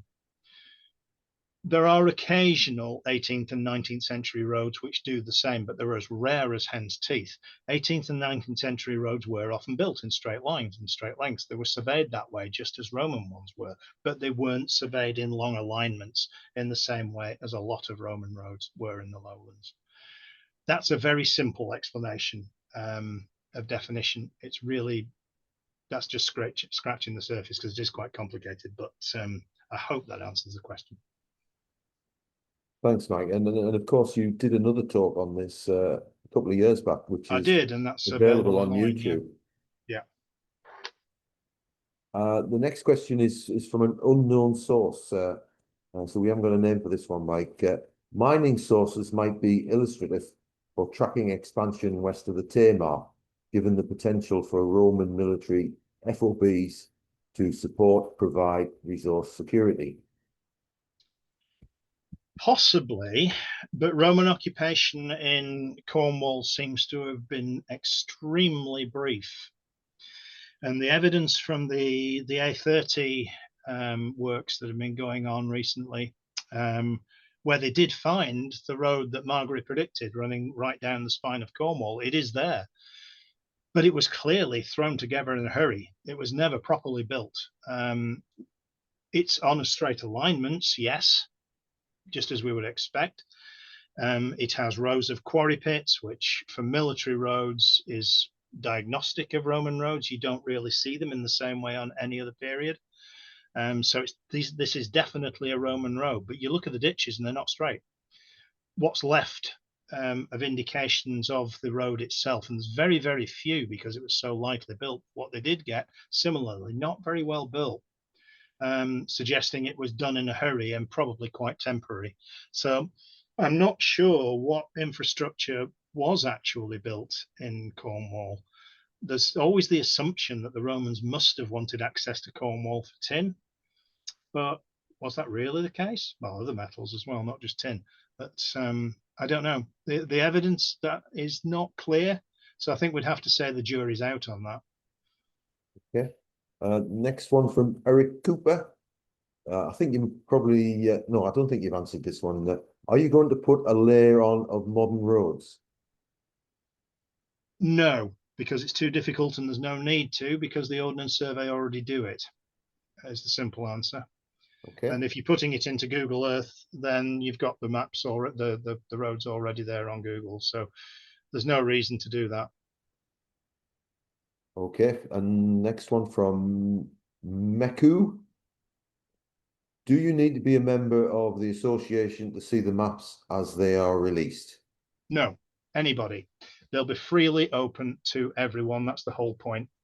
They were done in the first place because I was seeing archaeologists all over the country using whatever maps they could get access to, not knowing that how inaccurate they were, and putting them up all over the place when I was going to conferences. That's how this started. So they need to be openly accessible to everyone, and they will be. And I will add on the end, but if you are interested in Roman roads, we would like you to join the association. Of course we would. Next one from Jan, and there's an associated one. I'll run two together here. There's one from Jan and another one from Matthew Warhead, which are very similar themed. Do you know which Roman roads are upgraded existing trackways? And that follows on with Matthew's question. In Graham Robb's book, The Ancient Paths, he proposes that many key Roman roads were based upon ancient pre-existing roads, and their existence helps to explain the speed of the Roman conquest. Right. Is this true? Okay, no, it isn't. Or more accurately, we can't demonstrate that it is. The evidence simply is not there. It's an old idea that Romans simply followed pre-existing routeways. It makes sense. In Mike Bishop's book, he deals with this quite a lot, and it does make a lot of sense. Logically, it's what you would do if there was something already there going from the place you wanted to go. You'd use it. There's 2 points here. By routeway or trackway, what do we mean? I wrote a paper some time ago on the Stainmore. That's what is now the A66 going over from Yorkshire through County Durham and into Cumbria. That road is built along the same line as a pre-existing routeway, and unusually, I proved it. And that doesn't often happen. Just luck, really, that there happened to be I could prove that the old trackway was there before Roman features were put on top of it. So I actually managed to prove that. This routeway was not a road, though. It's a mile wide in places. It is a route across the landscape. There are only 3 examples we've got in Britain where we can absolutely prove that there was a road of some sort there before a Roman road. That's 3. Just 3 places out of, I've just told you how many segments there are. 3,500 segments of Roman road I've mapped, and of those, just 3 are known to have bits of Iron Age road underneath them. So I can't say definitively that the Romans didn't use pre-existing trackways. The road from Ilkley to Tadcaster doesn't seem to follow long alignments at all, but it is definitely a Roman road. It's been excavated in numerous points. That could be a natural route way along the Chevin. For anybody who knows that part of the world, I think it probably is. Can't prove it though. So there's a lot to do on that subject, and it's a fascinating one. I could talk all night on that, but I better shut up. More to do.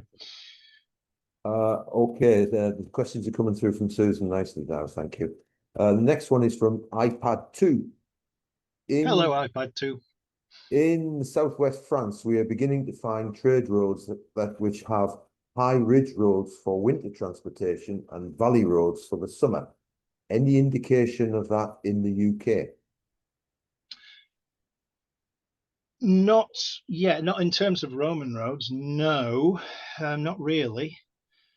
We've got very, very few places where we've got alternative routes, and they seem to have occurred because one route went out of use in favour of another. The Loon Gorge, for example, which David Rutledge identified, the main road was all up the eastern side, but there is one on the western side as well. But they're both high, so I doubt very much that this summer and winter. There is I mentioned the Stainmore. From a pre-Roman perspective, that is possible because one is considerably higher and more exposed than the other one. But that's a pre-Roman one, not a Roman route. So the short answer is probably not. But then we don't have the altitudes that you've got down there either. So it's different terrain, different country. Right, there's a couple of questions here about villas. I'll run them together, Mike. Firstly, from Andy Stevenson, could the villas not be entered just as the parish they are located in? Precise, but not that precise. And then secondly, the digging gardener suggests with the villas, perhaps there is a way to have them disappear once a certain level of zoom is reached. That would allow the exact location to be obscured. That is a really good idea and very easy to do. Thank you. I never thought of that. That is a really good idea. So you can only see them when you're zoomed out. Fantastic idea. And Brilliant. Problem solved. And the more vague parish area might be... the only slight issue is that it would be technically possible for somebody who knew what they were doing. Couldn't do it in Google, but in a GIS, you'd be able to extract the actual point coordinates with accuracy. Well, that's maybe when the parish blob might come into it, Mike. Yeah, might do. Yeah, I'll consider both, but yeah, thank you guys for that. Good ideas. Kim Humberstone, are you going to plot some of the more significant PAS finds? I hadn't planned on it. Finds on their own don't really tell you anything unless you know where they're coming from in terms of yeah, you can learn a lot about the individual find, but it's not in context. If it's a metal detectorist find in a field and you don't know what site it originally came from, or it's a stray find, for example, out of someone's pocket, it doesn't actually mean a great deal when it's out of context. The other half upstairs is the one to answer that question rather than me. Oh, you're down outside, but she's not volunteering to come in though. I suspect the difficulty might be defining what significant is.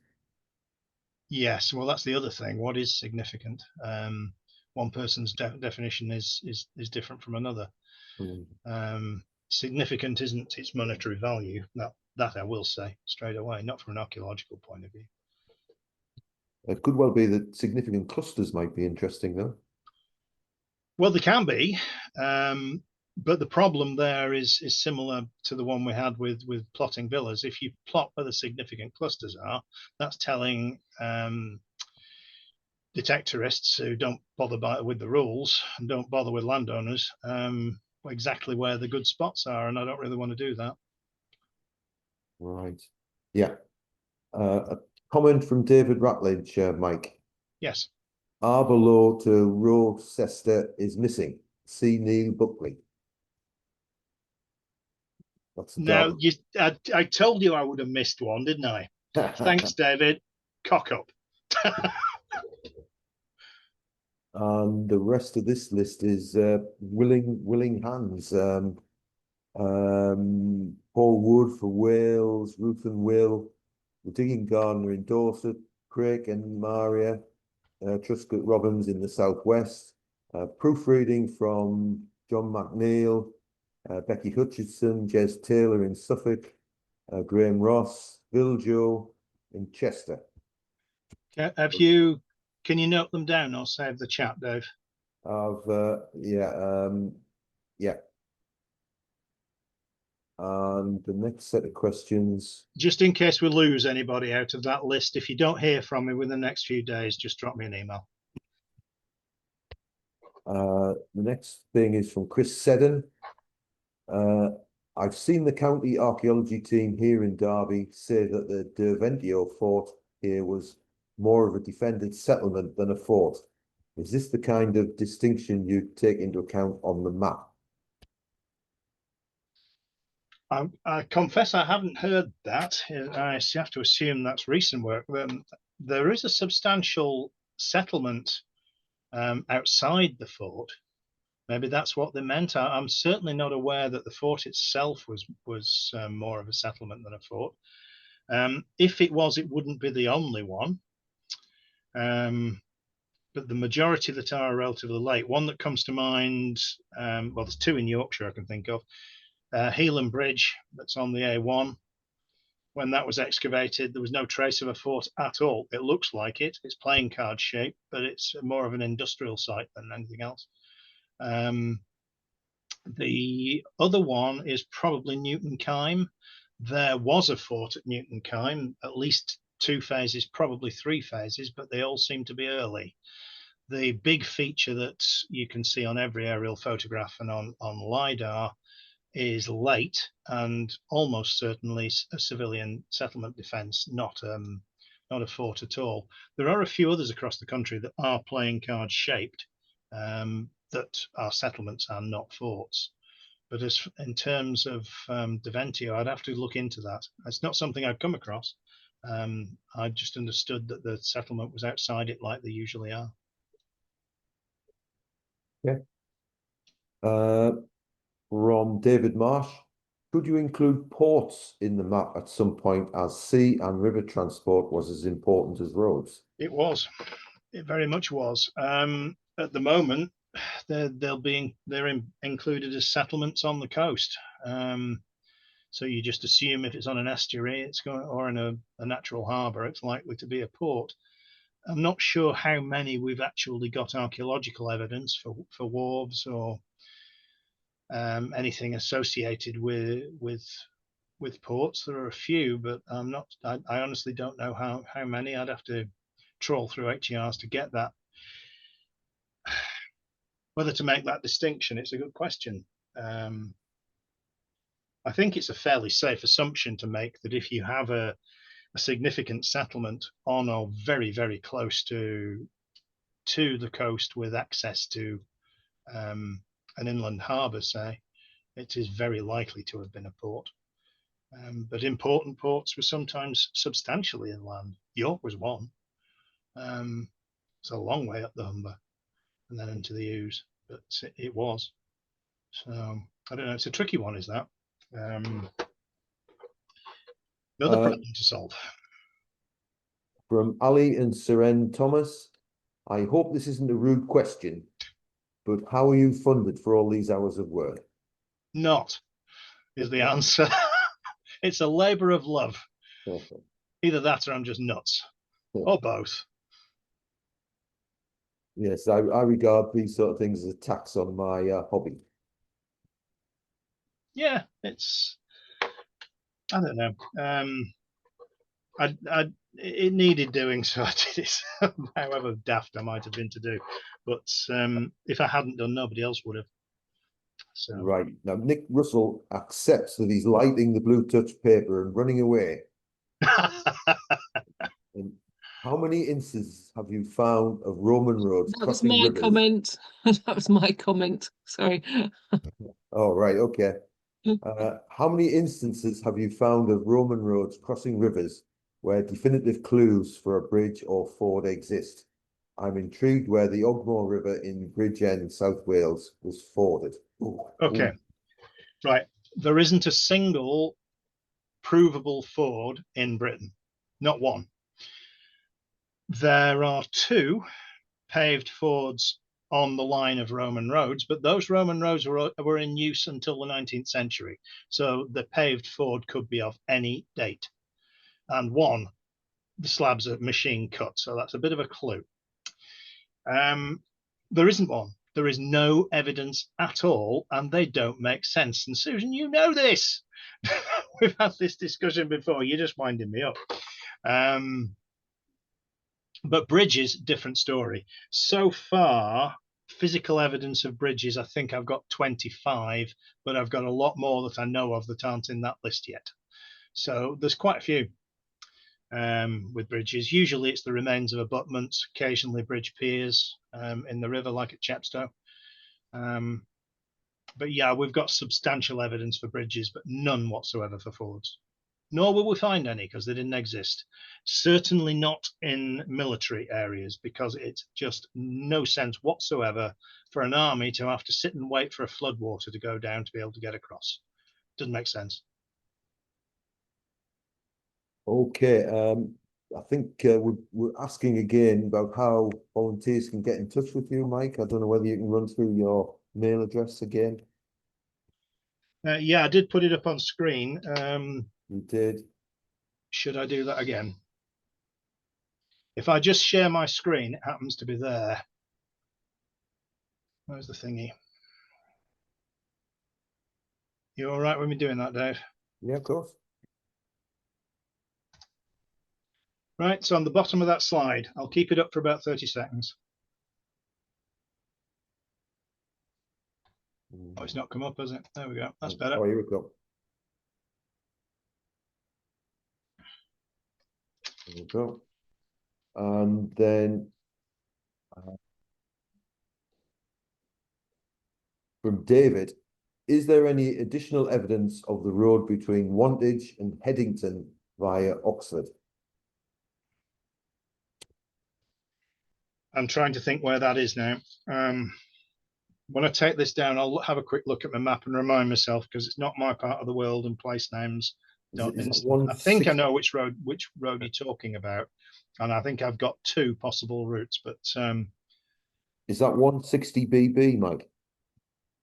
Don't think so. Let me bring it up, Dave, and I'll tell you. Right, I'm going to stop sharing now, so hopefully everybody's written that down. Okay.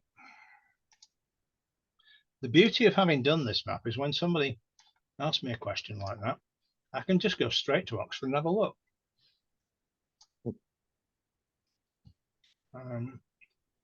So what was it between Wantage and Headington? Hang on. That's if I've actually found.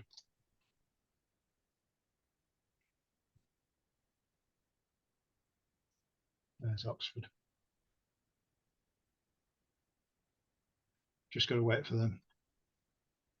Right, I've got Wantage.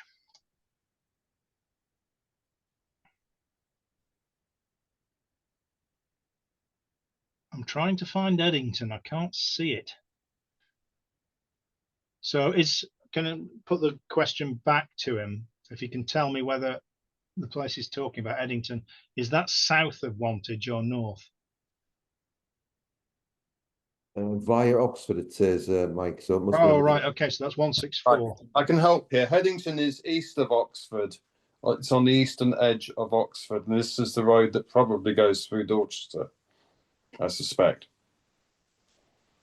Right. I still can't find it, but I know which road you mean.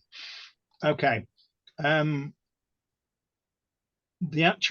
road must go somewhere through Oxford or skirting the north of it, most likely. But there is a possibility that it goes straight through. But the short answer is we don't know. Well, the one that goes through Dorchester is south of Oxford, and that would be on the line more or less, I would think. Well, the one that goes, 160B goes south, skirts the east of Oxford and goes south to Dorchester. But Wantage is on a different road altogether. That's on 164, which we can trace for a few miles, sort of northeast from Wantage, and then it just disappears, and we haven't got really much of a clue where it goes. But there are two routes with scraps of evidence, and they join 160B on its way up to Alchester. Beyond that, I can't actually tell you very much. There is a scrap of road I've got on the map, isolated scrap. I'm just trying to see the name of the village it's near now. Come on, up it comes. Just takes a while to load when I zoom in, so just bear with me. It's near a place, north of a place called Worming Hall. If that means anything. It's 173A, but it's just a short length of probable road. Well, perhaps if David got in touch with you direct, then I think you might have to, yeah.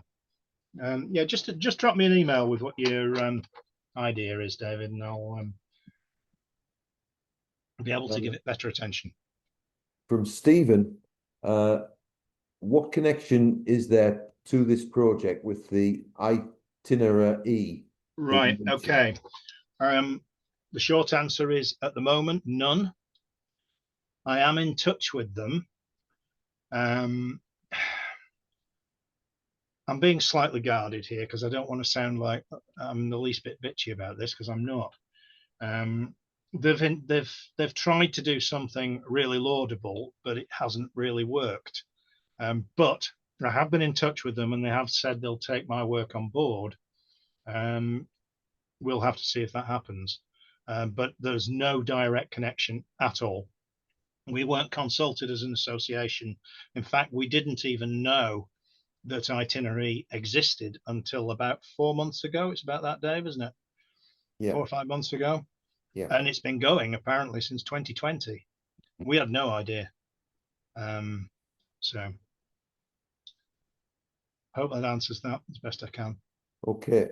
From Zoom user, are there any new roads in Derbyshire to support Lutter and its location? Yes, because Lutter is under Carsington Reservoir. It's not a new road, but the route is now established without question. There are people who refuse to accept it, but again, this is another of David Ratledge's works, and Neil Buckley to an extent, and I'm in complete agreement. And the most probable site for that Roman settlement is unfortunately underneath the reservoir. This collection has a number of sort of specific queries, Mike. I don't know whether you can sort of answer them on the hoop, so to speak. Kit, are there any newly recorded routes between Derby and Nottingham?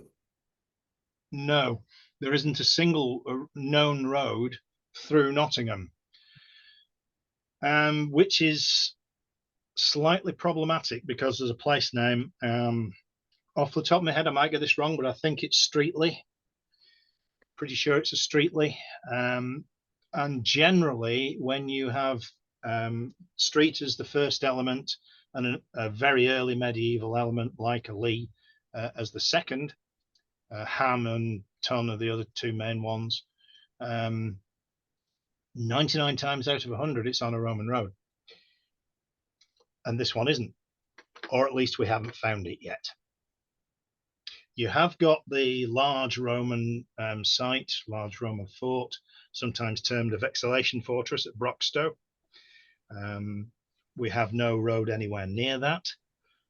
Most of the others seem to have roads near them. Well, that one doesn't. So maybe there is a road in that direction. We've just never found it yet.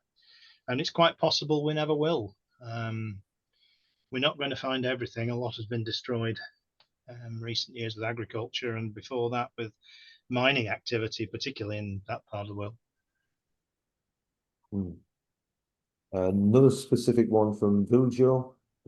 Does the map include the Roman fort preceding Pendragon Castle in Mellastane, please? There is no Roman fort preceding the castle at Mellastane. It looks like a bit on LiDAR, and I have suggested this in a couple of talks that it is a possible, but there are no Roman finds from there sufficient to suggest military presence. I think there've been the odd bit of pot. That's about it, if memory serves, but I'd have to check the HER properly to be sure. But I have not seen any evidence to confirm a Roman fort there. It is a possibility, but two rounded corners does not a fort make. Okay. A technical question from Martin Howe. Will anybody import this data into ArcGIS so that can be combined with that environment's vast sources of other data? I'm not sure who he means by anyone. And if which department, do you say department? Which department? Is he talking about universities or? I don't know. That's all I've got, Mike. I'm not really sure what he's suggesting. I mean, HER owns their own substantial database of data, and each HER will be able to import this, although that wouldn't necessarily be the best thing for them. I'm doing it in a different way with Wales. We've already agreed on that there. I'll be talking to everybody in this country as how best to do it. But with 93 different operations to deal with, it's going to be a bit of a nightmare, which is why I've been putting it off. But we'll find a way of getting it in somehow. But as I did mention in the talk, a lot of HERs in England are ridiculously underfunded and overstretched. And the reason they're not replying to me isn't because they're being rude or they just don't want to know. They haven't time. It's as simple as that. I know of one HER, and I'm not going to mention which one it is, has a 3-year backlog on what they're dealing with.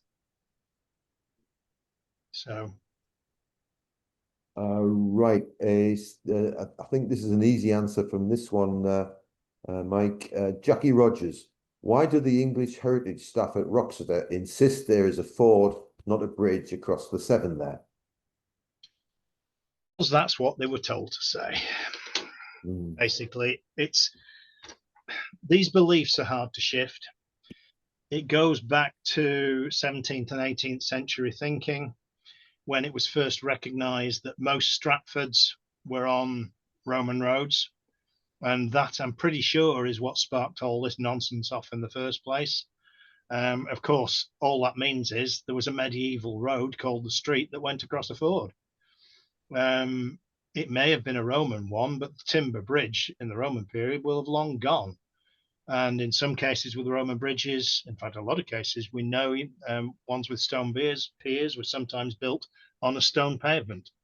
There's more than one example of that, not just Pierce Bridge. So okay. The belief is there, and once beliefs get established in groupthink, if you like, they're very, very hard to move. And I will keep banging on about it, and no doubt I'll be banging on about it another 20 years if I'm still around. From Graham Ross, he's really interested in the stretch of Roman Road 4A, London to Silchester, that crossed the Thames at Staines. There's been a lot of debate about where it crossed the river and how it went through Egham. Has there been any insight on this area while developing the map? Short answer, no. Not really. It was one of the first roads I actually put in, and I possibly wasn't being quite as scrupulous in digging into things. I was more interested in making sure I just got the lines in the right place rather than looking at the detail. And that's changed as I've gone on. I'm probably gone a little bit over the top in the level of detail I'm putting in now, but I can revisit it. Again, drop me an email so I don't forget, and I will have a look at that. I'll put my email address again up in a minute for anybody else who didn't get it first time, but give it another 5 minutes yet before I do that. Some more volunteers, Caroline Vile for the Southwest and Southeast, and David Buchan for proofreading and some QGIS knowledge. Okay. Oh, right. That is useful. Okay.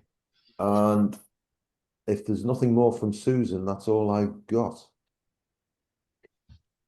Right, in Yeah, which just a case, couple more, which I'm just going to send through now.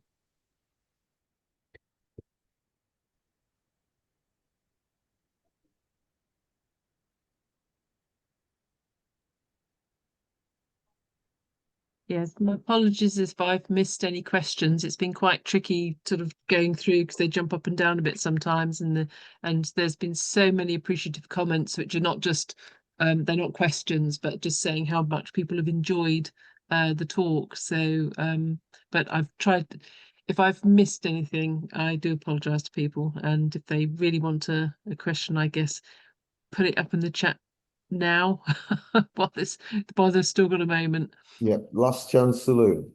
Yeah, that's the one. For another one from Miko. Is there any evidence for forested areas that could have defined choice of road routes, or would that not have mattered? in this country, no. And yes, it would have mattered, potentially. The name has gone out of my head, the German one. Oh, God. Teutonberg forest, where famously 3 legions were wiped out because they built a road through a forest, which was a pretty silly thing to do, and then got ambushed. They would never do it again after that. So we don't have any evidence, though. Most of the deforestation in this country had already happened by the time the Romans arrived. Again, there's a bit of a popular belief that it happened later, but no, actually it didn't. Most deforestation was much earlier. Rachel Williams, Margary Road 43, which she believes is from Winchester to Andover, has been recorded as a holloway with no evidence for an agate, a grey literature report in preparation. Will you be reassessing roads as new evidence come forward, and would this preclude this road from being called a Roman road? Let me bring 43 up. With so many roads and 8,000 miles of them, I can't remember every one off the top of my head, I'm afraid. So it's 43A. I think it's less specific about this road. It's about evidence, Mike. Yeah. Well, 43 running northwest from Winchester is pretty much solid because of the way it's laid out. So a holloway is likely to be later, but I need to see the report. So if you do get access to that once it's been prepared, if you could get me a copy, I'd love to see it. To answer your question about is everything going to be reviewed as new evidence comes up, the short answer is absolutely. It's got to be, because if not, it's instantly out of date. Things change all the time. Our knowledge changes all the time. Things I've got marked as certain now, some of them in 20 years' time will probably have been disproved. But given the knowledge we've got now and the understanding we've got now, that's the best I can do. But we have to change it as our understanding changes. So yes, is the answer to that. Okay, well, contouring. This is from an unknown source. Can you briefly mention contouring versus not contouring? Sorry, what? Contours. Oh, contours. Yeah, it's become an accent again. It's got a long way to come from Branspeth down that length of string, Dave. Right, contours. Yeah, that's a really, really good question. Roman roads did follow contours all the time when they had to. So when you're in hilly country and if you project a straight line, the chances are that very quickly you're going to end up with a virtually impassable slope that you have to detour around. And in many instances, the simple solution is contour instead. And they did do that. I could really do with writing a paper on that because it is very, very important to understand that that happened. So whenever it was necessary, yes, they did. One of the reasons that the Roman road between Manchester and Huddersfield, so on the Yorkshire side of the hill, when it was first identified where the approximate route was by the Huddersfield Archaeological Society, one of the reasons that some people rejected it was because in two places it actually contours. It works its way around the hills. It doesn't just go in straight lines up and down them. It works its way around. That's where I grew up. It's the only way you can do it. And it actually does the same thing in Saddleworth, with one fantastic example where it is in straight lengths, but the straight lengths are only about 30 meters long, and they make a curve around the hillside, contouring. I could talk about that all night, but the short answer is they did do it when it was the right thing to do. And there's the very famous one in Wiltshire, isn't there, Mike, where it goes around a coombe? Yes, absolutely. In fact, it's right in front of me on my map now. And that's a huge loop. It's an enormous loop. Because it's the only way you could realistically do it. If you went straight on, some of the slopes are about 1 in 2. And that particular example, they're ridiculously steep, short distances, but still, it'd have been so complicated with building switchbacks and terraces. It's much easier, just go around it. In fact, the example I showed you with two, where there were two roads on either side in Wales. I've forgotten the name of the place now. Sorry, double L1. It's gone out of my head. It'll come to me. We've got exactly the same situation there on a smaller scale, where the road actually makes a big loop, because if it kept straight on, it would have to encounter 1 in 3 slopes. So it doesn't. It goes around them, around the contours, around the edge of that slope. Makes much more sense. Okay. And that's all I've got. I don't know whether Susan's got any more on the way. There's one more has just come up in the chat regarding evidence for a road suggested by the Viatores going north from London through Cockfosters to Stevenage. Right, I think I know which one that is, and yeah, they'll be mentioning it because it's not on. If it's the one I'm thinking, where is Stevenage? So it's north from London.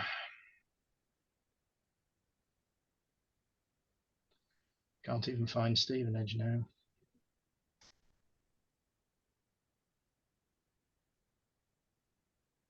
May not be the one I'm thinking of.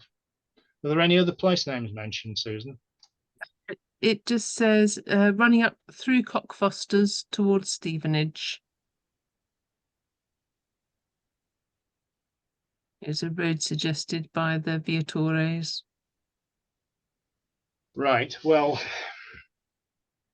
the first thing to say, and this sounds like bias, but it's not, it's observation. If it was identified by the Viatores, it is unlikely to have anything behind it. They were very good at seeing Roman roads all over the place, but they're pieced together independent bits of evidence of all sorts to try and make long distance roads. Occasionally, very occasionally, they did find them, but over 95% of what they supposedly found has now been proved to be nothing to do with Rome at all.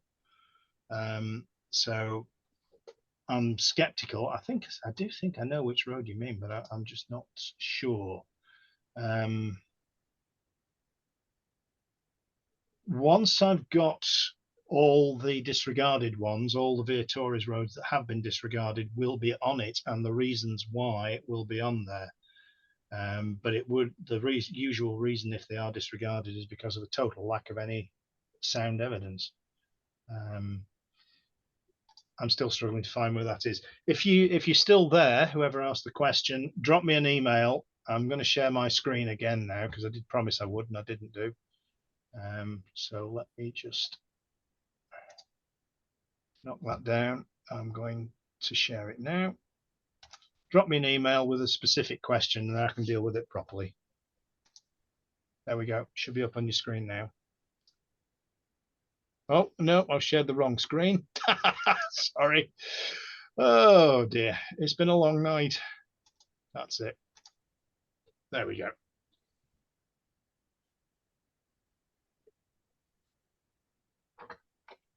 And I think that's it, Mike. I think you need to move towards that glass of red wine now. I think you've earned it this evening. Taking the mood of everything that's gone through, that's been a fantastic discussion and an insight into everything that's been you've been working on over the last many months. So if I can thank you on behalf of the audience, and I'd also like to thank those that are behind the scenes that have made this happen. We've heard Susan's voice, but there's also Jeff behind the scenes pressing buttons as well. Yeah. And there may well be Rob there as well somewhere. And I just wanted to thank the audience. And unfortunately, I'd like to thank the ones that didn't get in and apologise to them. But unfortunately, we can't do that. We'll have to do that by a different mechanism. Yeah, we will. As I've said, I think we should. We'll talk tomorrow about it, Dave, when we've got more time. Because yeah, that wine is beckoning, as is bed, to be honest. Yeah. We'll talk about it in the morning, but we need to organise doing a second one. I'm not sure what the best day would be. Yeah, and on the basis we've still got over 150 people on the line. I think Wow. people have found this incredibly interesting. So thank you again. And if there's nothing more to be added, I'll ask Jeff to close the call down. Thank you. Thanks, Dave, and thank you everybody for attending and hanging on for such a long time. And I'm glad you've all found it worthwhile. Thank you very much. Thank you, and good night.